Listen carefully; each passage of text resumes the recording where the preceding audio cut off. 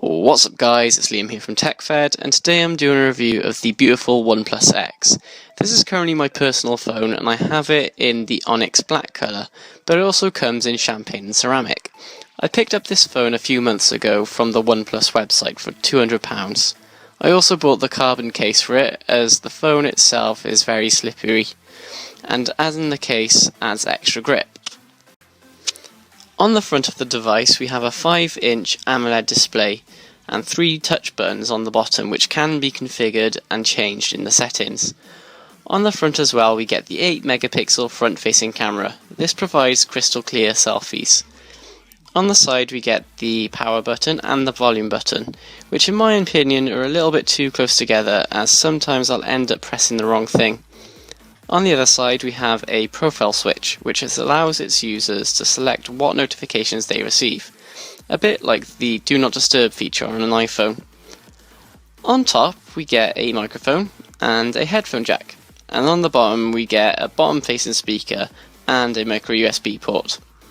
On the back we have the 13 megapixel camera, which can take stunning photos and videos, but be a bit wary as there is no image stabilization.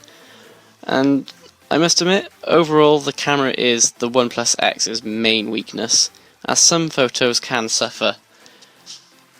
There are a few options on the camera app itself, from slow-mo to time-lapse, and I'll upload an extra video with these features, with some photos as well, so you know what the camera is like.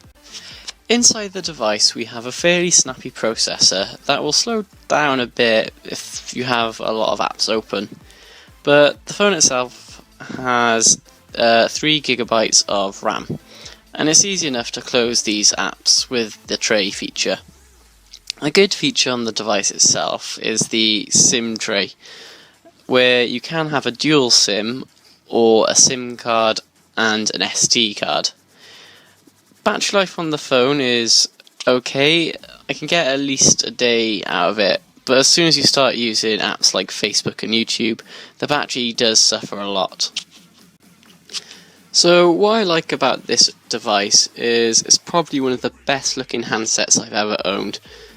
The curves, the high gloss finish, it is absolutely stunning. The device itself is easy to use and was so quick to set up. The fact that OnePlus supplies you with a rubber case is always a bonus.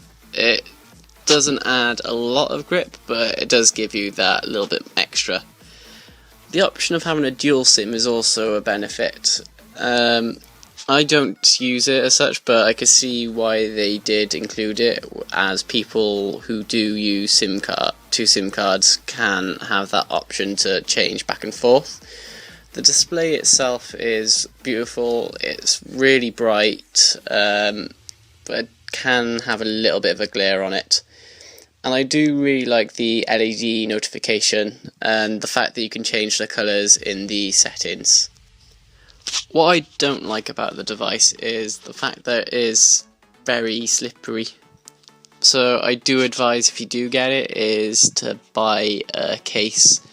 OnePlus do supply cases for the phone, it's just they can be quite expensive. I think I paid about £20 for my case. The camera, it does lack quite a lot. The fact that it has no image stabilization does mean that pictures can be a little bit blurry if things are moving. Another problem I have encountered is the phone can heat up whilst using some apps, and it can get a bit hot, and meaning I had to put it down. There's no actual music player by OnePlus. You do have the Google Play music player, but I'm not a huge fan of that, so I ended up downloading an app called Shuttle. And even with the SD card, photos automatically save to the phone, and they were a bit of a pain to move over. It wasn't too bad, as the phone has 16 GB of storage, but it was a little bit fiddly to do. Would I recommend this phone? That's an easy answer. Yes, definitely. If you're on a budget and want a high-end looking phone that costs half the price, then buy it. If you can stretch a little further, you could get OnePlus's flagship, the OnePlus 2, for £50 more. It's not as beautiful as the OnePlus X, but it has some extra features. Overall, I really like this phone. The looks, the price were very appealing. And like I said, if you're on a budget, definitely get it. Thank you for watching. I'm Liam from TechFed, and that was the review of the OnePlus X.